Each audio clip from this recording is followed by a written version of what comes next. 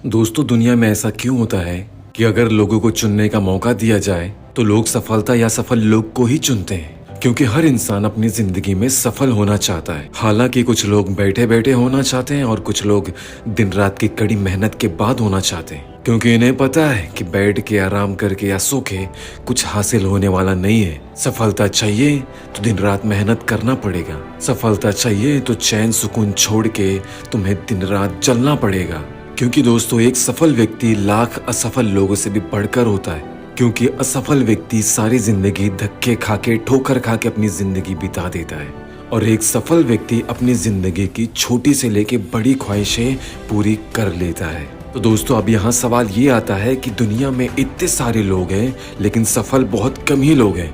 ऐसा क्यों है? अगर आप भी जानना चाहते हैं तो वीडियो को पूरा एंड तक जरूर देखना। तो दोस्तों, हम असफलता की बात ही नहीं करेंगे, हम सिर्फ सफलता की बात करेंगे और असफलता उससे क्लियर हो जाएगी कि क्यों ज्यादातर लोग असफल ही रहते हैं। तो दोस्तों, मैं सबसे पहले आपको एक कहानी सुनाता हूँ जिससे आप बेहतर रिलेट कर पाएंगे और समझ पाएंगे।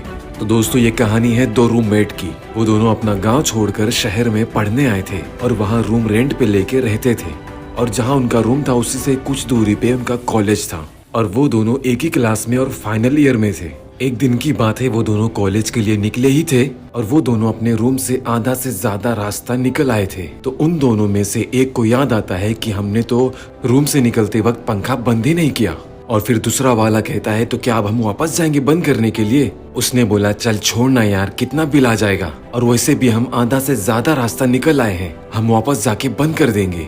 तो दोस्तों, जिसको याद आया था कि हमने घर से निकलते वक्त पंखा बंद नहीं किया, उसने अपने दूसरे दोस्त को बोला कि तू चल मैं आता हूँ। फिर उसने बोला कि मैं यहाँ रुकूं क्या, लेकिन उसने बोला नहीं तू जा, मैं आता हूँ, मुझे थोड़ा वक्त लगेगा। तो दोस्तों, वो लड़का दौड़ते दौड़ते अपने रूम पे वापस गया और दौड़ते दौड़ते वापस कॉलेज भी आया, और दोस्तों उन्होंने अपना फाइनल ईयर कंप्लीट किया और वो दोनों वो कॉलेज छोड़ के चले गए, और वो दोनों पढ़ने में भी बहुत अच्छे थे। खैर, वो दोनों कॉलेज पास करने के बाद अलग अलग हो गए।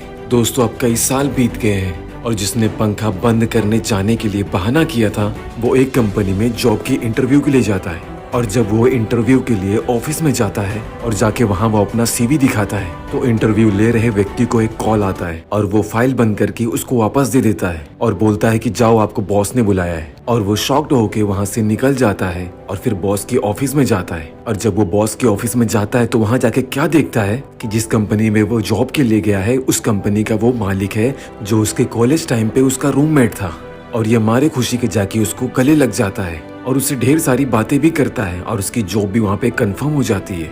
फिर वो दोनों साथ में कई सालों तक काम करते हैं, लेकिन जो नौकर था उसके मन में हमेशा एक सवाल घूमता ही रहता था। तो एक दिन जाके वो अपने बॉस से पूछ ही लेता है कि हम दोनों एक ही कॉलेज में पढ़े, एक ही साथ पढ़े, हम पढ़ने में एक जैसे भी थे, तो तू आज मालिक और मैं नौकर कैसे हूँ? तो बॉस बोलता है कि मालिक और नौकर हम आज से नहीं हैं, हम उसी टाइम से मालिक और नौकर हैं जब मैंने तुझे कहा था कि घर से निकलते वक्त मैं पंखा बंद करना भूल आया और तूने उसे बंद करने जाने से बहाना किया था, और मैं दौड़ के वापस गया था और फिर वहाँ से वापस कॉलेज दौड़ते हुए ही आया था, क्योंकि मालिक बारीक से बारीक चीजों पे भी ध्यान देता है और नौकर अपनी सैलरी से ज्यादा कुछ नहीं सोचता। फिर आज मैं मालिक हूँ और तू नौकर है, तो इसमें सिर्फ हम दोनों की सोच का फर्क है। तो दोस्तों, आप इस कहानी से क्या समझे? ये कहानी हमें ये सिखाती है कि आप जैसी भी सोच रखते हैं आगे चल के आप वैसा ही बनने वाले हैं। अगर आप एक सफल व्यक्ति या मालिक की तरह सोचेंगे तो आप जिंदगी में 100 नहीं 200% सफल हो ही जाएंगे, और अगर आपने हर चीज को छोड़कर सिर्फ पैसे पे फोकस किया है तो आप जिंदगी भर नौकर ही रहेंगे और आप सिर्फ बैठ के मंथ एंड में सैलरी का इंतजार करेंगे। तो दोस्तों, मेरी आपको ये सलाह है कि दोस्तों आप अपनी सोच को डेवलप करो और आपकी जिंदगी ऑटोमेटिक ही डेवलप हो जाएगी।